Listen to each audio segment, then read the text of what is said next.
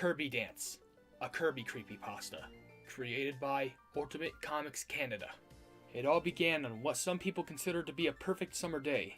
The sun was shining, not a cloud was in the sky, and a calming breeze was blowing.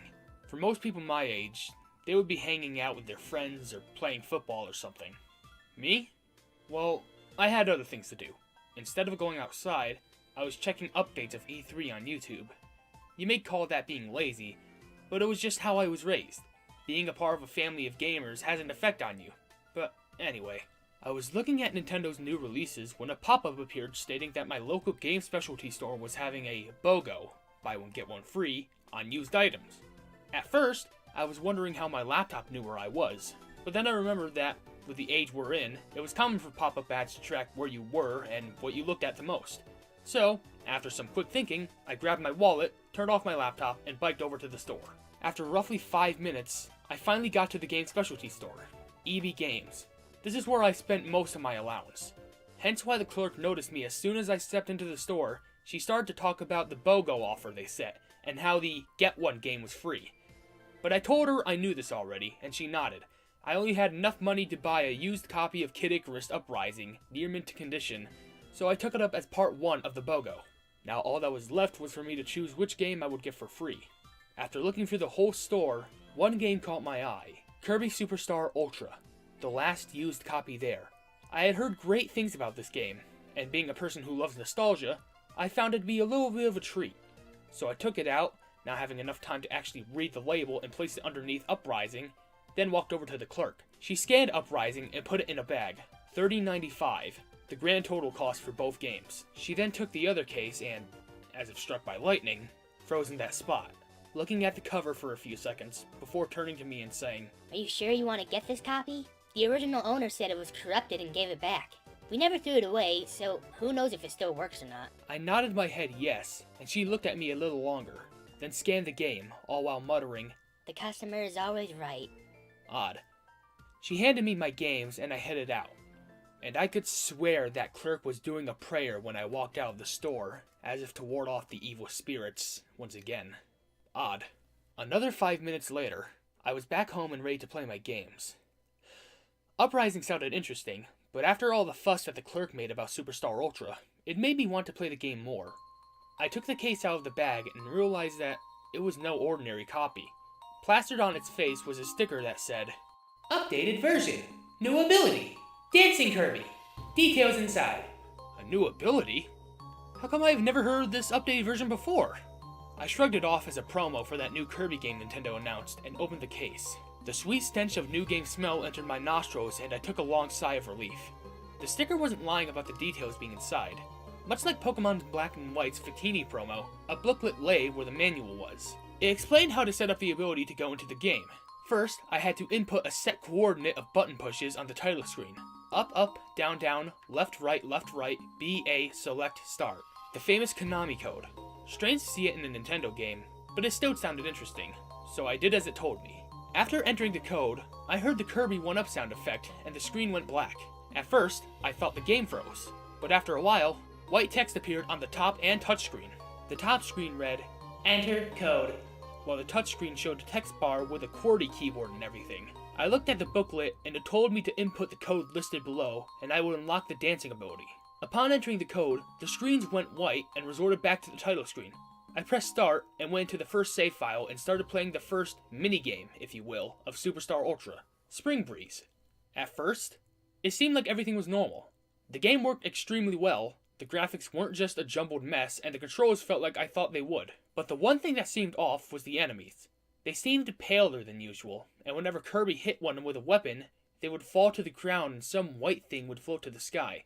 Same thing with the bosses. They never attacked, they just looked at you, like they were waiting for something. And, once again, after beating them, a white teardrop-shaped entity would float into the sky. Kirby, being the happy-go-lucky type of character as per usual, always danced at the end, which brought back to mind of the dancing ability.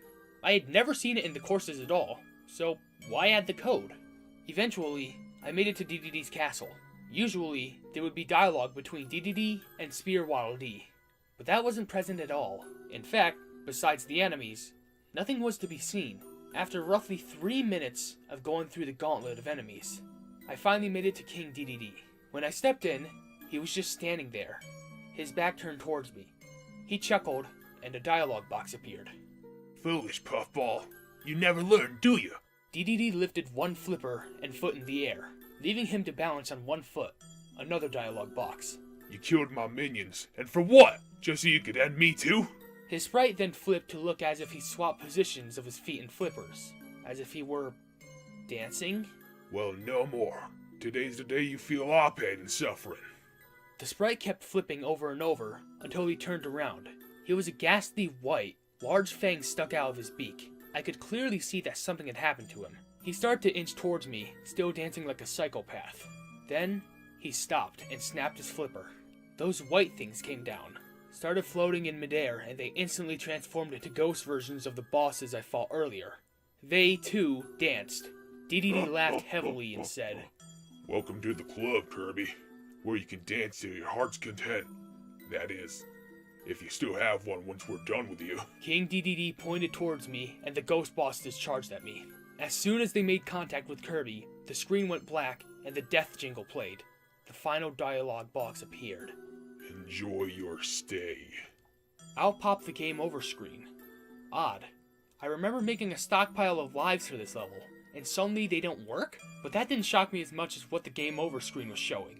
A black background with a spotlight pointed on a color-drained Kirby, who was dancing the dance that the ghost bosses and DDD did. What had just happened? Had Kirby been cursed? Maybe this is what the original owner meant by this game being corrupted. Who in their right mind would add this to a Nintendo game? My head was spinning, so I decided to stop playing. I turned off the game and looked at the clock. Drowsiness was taking control, so I couldn't think properly. So I went to bed, as if I've never witnessed what just happened there. What happened to my copy of Superstar Ultra? Honestly, I don't know. All I know is that it's collecting dust somewhere in my house, waiting to be played again. ED Games never allowed me to sell it there. They said it was bad for business. I called Nintendo customer service to ask them about it. They deny ever making a new update for the game. I now get skeptical whenever there's a supposed update to a game. And I never get why, no matter how hard I try, whenever King DDD's theme plays somewhere, I get the sudden urge to dance.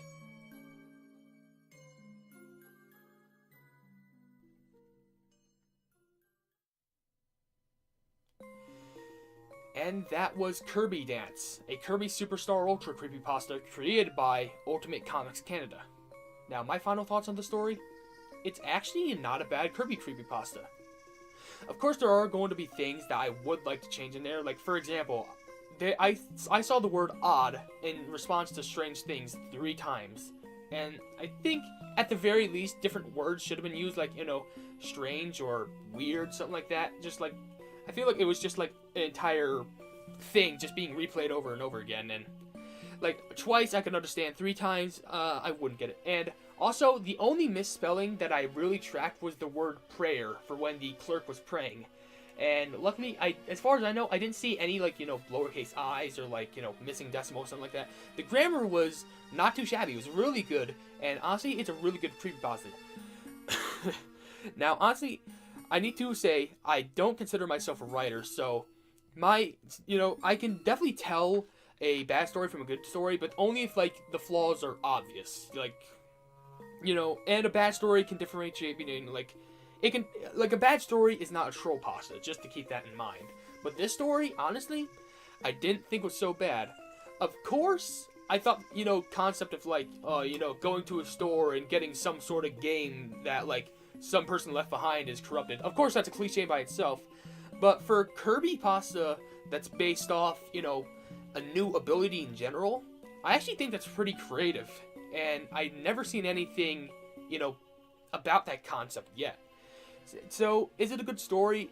To put it personally, I would give it a read. It's really good. And Ultimate Comics Canada, I definitely should give you props because honestly, that was a pretty fun story to do. Me doing the King DDD voice was actually pretty funny, and honestly, I hope you keep making more cool stories in the future. So, in all honesty, I'm going to give the story a 9 out of 10. I know it could be,